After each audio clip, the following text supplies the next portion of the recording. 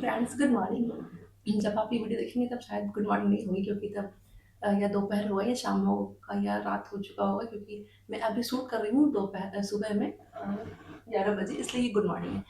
तो फ्रेंड्स, कल मैंने आपको एक कहानी सुनाई थी। वो कहानी थी सास और बहू की कहानी। पता नहीं आपको पसंद आया या नहीं आया, नहीं पता मुझे, क्योंकि आपने उतना अच्छा रिस्पॉन्ड नहीं दिया तो मुझे नहीं पता चला। तो आज मैं आपको सुनाती हूँ एक और कहानी। और मैं कहानी आपको इसलिए सुना रही हूँ क्योंकि जो कहानी है ना, हमारी मिडिल क्लास फैमिली में खासकर लेडीज की लाइफ से बहुत जुड़ी होती है। तो कहानी कुछ यूँ है।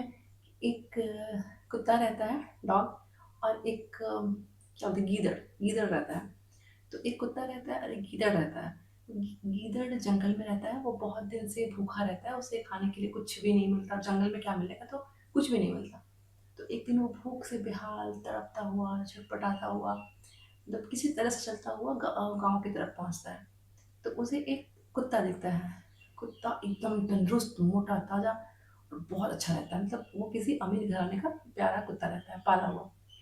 तो गीदड़ उससे कहता है, ये कहानी आप सब सुने होंगे, मतलब पहले हमारे बुक में था शायद, स्कूल के टाइम पे।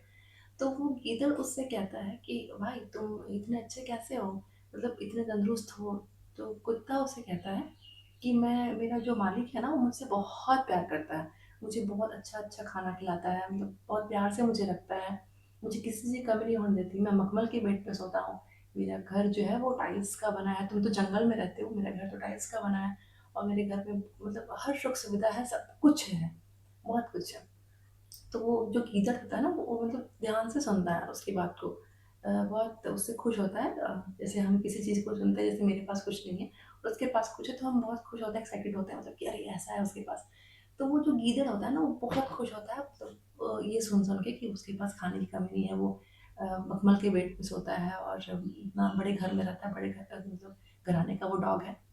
तो गीदड़ कहता है कि भाई, तुम तो बड़े लकी हो, तुम्हारा लाइफ तो बहुत अच्छा चल रहा है। तो गीदड़ को कुत्ता कहता है कि मेरा मालिक बहुत दयालु है, बहुत अच्छा है। वो तुम्हें भी अपने साथ रख सकता है, मतलब वो तुम्हें भी भरपेट खाना खिला सकता है, वो उसके पास किसी की कमी नहीं है। तो गीदड़ बड़ा खुश होता है उस और कहता है, अच्छा ऐसा क्या, तो एक काम कर ना, तू मुझे भी अपने साथ ले चल और मुझे भी अपने मालिक के पास रहने दे। तो डॉग जो होता है, कुत्ता, वो बहुत खुश होता है, कहता है ठीक है, चल मेरे साथ। तो दोनों साथ में जाने लगते हैं। तो जब जाने लगते हैं तो अचानक से गीदड़ का ध्यान कुत्ते के गले पे जो बेल्ट होता है उस पर पड़ता है। वो कहता है कि अरे भाई, तुम्हारे गले में ये चमचमाती सोने की चेन कैसी। तो डॉग उससे कहता है कि ये मेरा पट्टा है। जो सोने का चेन देख रहे हो, ये मेरा पट्टा है।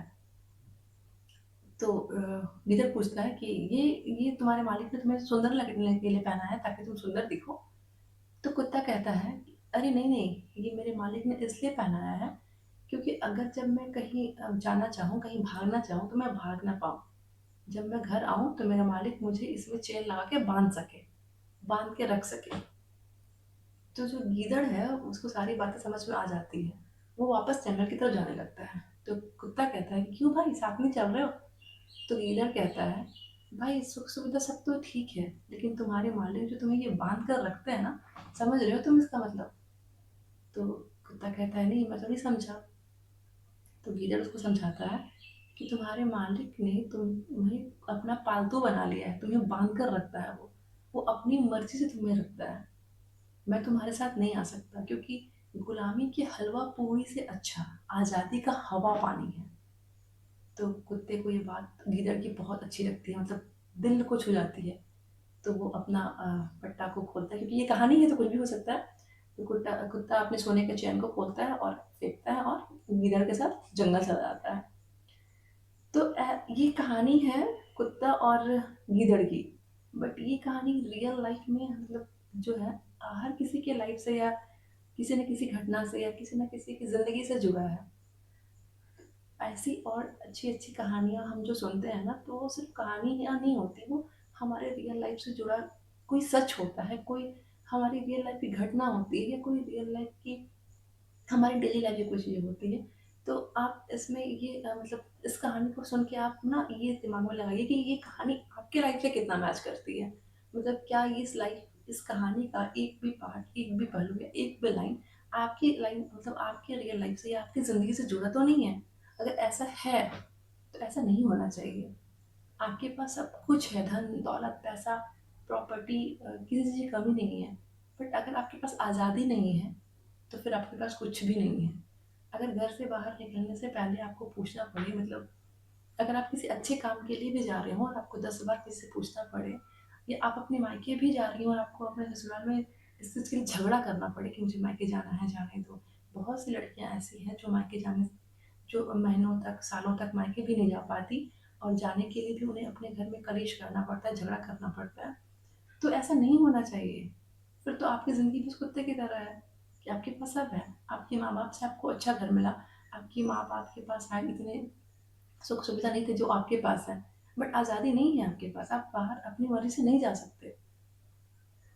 तो इस चीज़ को थोड़ा-सा मैं ये कहूँगी कि ये थोड़ा-सा हमारी जो मिडल क्लास फैमिली की जो धारणा है ना, ये नहीं होनी चाहिए।